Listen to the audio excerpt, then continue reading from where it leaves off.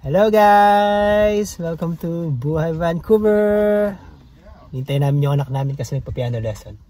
So habang naghihintay ng piano lesson, may special guest ako, si Mami. Kasi gusto ko pag-usapan natin kung kailangan ba yung pag-upgrade dito sa Canada at necessary ba yung pag-upgrade para kahit pa paano umangat-angat yung status at salary natin sa Canada. Yes. Kaya na makakatulong sa akin dyan is si Mami. Because na-experience niya na yan. Right, Mami? Na-experience.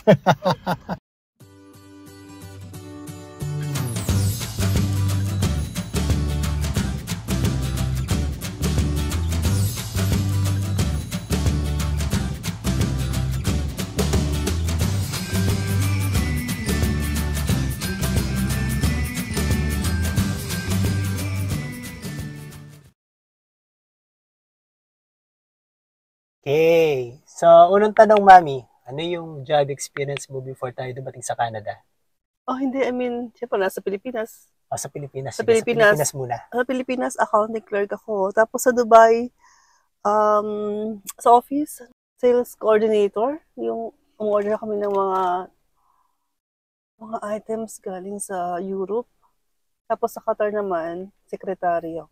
So, sa Pilipinas, accounting clerk sa Pag-ibig, sa Qatar, sales coordinator. No, sa Dubai, sales coordinator ako sa ICA. Yung umorder kami ng mga electrical items sa Europe, like Kasi pinakamahaba mo yung sa Qatar. sa Qatar. Secretary for Secretary ako sa Mercedes-Benz. Mercedes-Benz for how many years? 5 years? 5 years. 5 years.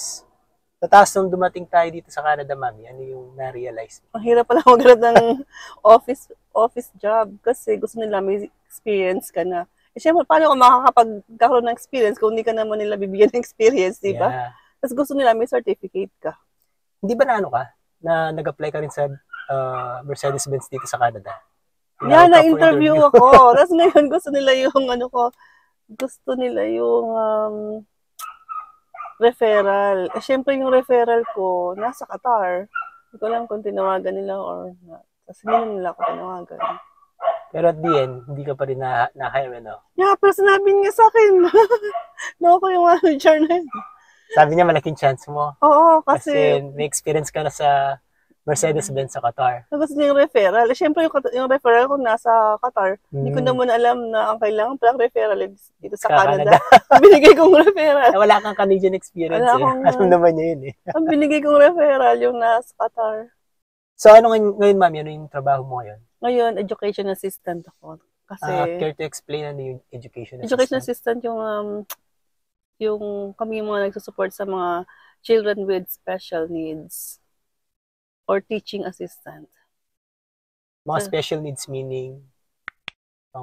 Mga kids na may ADHD, may autism, may mga learning disabilities, mga ganyan. So habang yung teachers tinuturuan niya yung mga regular students, ikaw nakafocus ka dun sa estudyante na may special needs. Special needs. Yeah. So paano Mami, paano ka nakapag-upgrade dito sa Canada? Para magka-idea sila. Nung pandemic, nag-aral ako. Actually, yung napaka swerte kasi nabigay ng government funded. So yun, nag-apply ako kasi yung government funded na yun para yun sa mga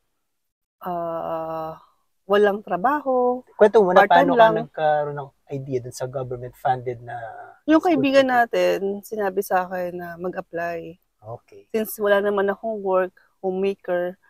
So yun, nag-apply ako tapos interview, may exam. Ay! Maybe. Yeah.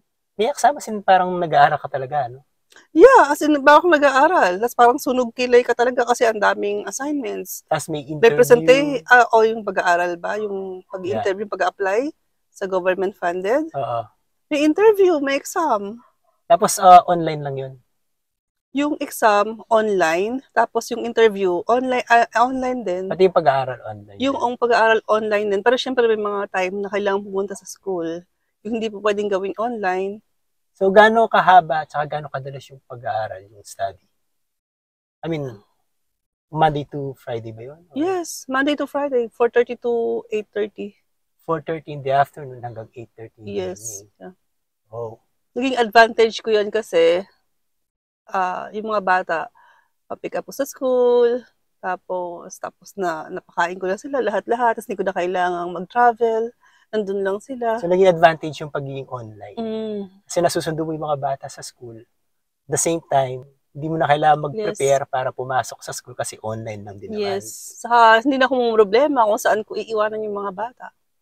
Ngayon ba may mga government funded na ano pa rin? Wala na akong alam kasi usually i-inform kami kapag mayroong government funded. Saka hindi ko na rin alam kung may online ngayon, parang tinaalis na lahat yung online.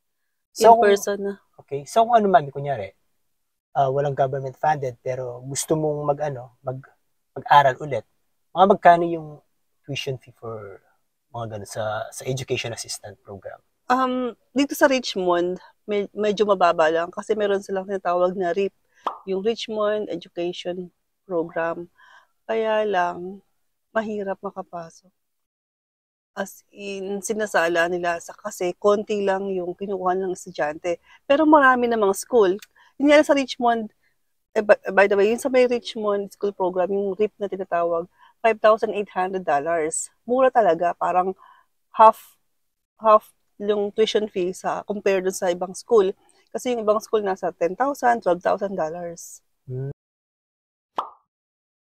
Pagkumparahin natin, mami, kung hindi ka nakapag-upgrade, tapos let's say, nagtatrabaho ka lang sa Walmart, mga sales clerk, mga assistant. So, in terms of salary, hindi mo naman kailangang sabihin na yung exact figure. Kalahati yung difference. Mga kalahati.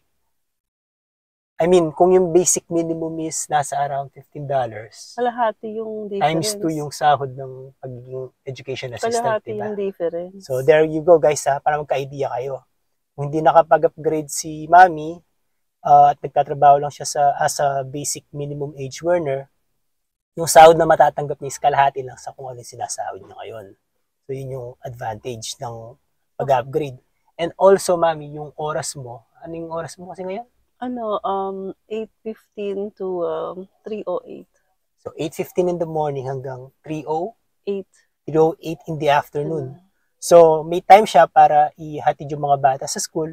At the same time, pag out na siya ng office, siya na rin yung sumusundo. So, hindi na namin kailangang ihanap yung mga bata ng nanny dito sa Canada. Kasi dito sa Canada, guys, pag nasa trabaho pa yung mga parents at kailangan nang umuwi ng mga bata sa bahay from school, ang usually ginagawa ng mga parents is pinapasok sila sa, ang tawag doon, mami? After school care. Mga after school class. Tapos kailangan mo silang bayaran, syempre. Dahil wala namang libre dito sa Canada, lahat may bayad dito. So, yun yung advantage sa pagiging education assistant ni mami. So, nakakapasok siya sa umaga, naihatid yung mga bata, at the same time, pagkatapos niyang although yung panganay namin naka-after school care kasi nga 'di ba, ang labas nila 250 eh. Hindi ko na naman siya nakukuha. So yung pag Monday and Tuesday, ang sumusundo sa kanya yung isang kaibigan namin. Tapos pag Wednesday, Thursday, Friday, naka-after school care siya. Naka-after school pa rin pala si okay. Mura lang naman yung bayad, $12 kasi sa school mismo yun. Sa school mismo yun. Hindi siya private entity na kailangan namin ipasok. Ang medyo mahal yung binabayaran namin yung bunso kasi preschool daycare. Nasa preschool daycare siya. Mm-hmm. So, overall, mami, masabi mo na talagang maganda yung pag-upgrade dito sa Canada. Highly recommended na talagang kung ano rin lang naman, mag-aral. Yan. Ayan guys, nagka-idea kayo kung paano yung pag-upgrade dito sa Canada at saka kung necessary ba. Kasi necessary talaga yung pag-upgrade dito sa Canada kasi unang-una, mas mataas yung sahod. Pangalawa, sa case ni mami, marami siyang time para alagaan yung mga bata, sunduin at saka ihatid sa school. At pangatlo, may pangatlo pa ba? Pangatlo, yun nga, sa salary, saka yung benefits. Yung benefits, yun nakalimutan yung benefits. Yung benefits, mas maganda yung benefits. Mas maganda yung mga benefits. Kasi may union worker ka na, di ba, mami? May union na kayo. Government yung government funded. No, government. Nasa government ako, di ba? Yung trabaho niya kasi is nasa school, government. Yeah. So, nasa technically public siya. Public official siya. Public school. Di ba? Nakapasok po siya sa public government Pasok pa siya public. Nakapasok pa siya sa Public government. school kasi yun. Yeah, So, dahil sa government. pag-upgrade niya. So, yun guys. So, I hope may natutunan kayo. Ikaw, Mami, meron ka mong gusto sabihin sa kanila? Ayun lang, mag-upgrade kayo. So, necessary pag-upgrade guys. Pwede naman Kaya kung may kayong balak yan. kayong pumunta sa Canada, try nyo mag-upgrade. Hindi naman agad-agad kasi siyempre kailangan nyo muna magtrabaho para may pumapasok na pera. Pero pag kaya na ng time nyo, mag-upgrade kayo. Pwede naman kasi silang mag-aral. Yung part-time, may mga part-time naman eh. Mag-aaral sila halimbawa sa gabi, tapos sa araw mag-work sila. May mga ganun naman na school. Yeah. At kung nandito na kayo sa Canada at nanonood nito, pag-isipan nyo lang yung pag-upgrade kasi makakatulong sa inyo yun. Right, Mami? Yeah. Okay, there you go guys. I hope you don't forget to subscribe to our channel, like this video, drop a comment na rin. Maraming salamat. Bye! Bye!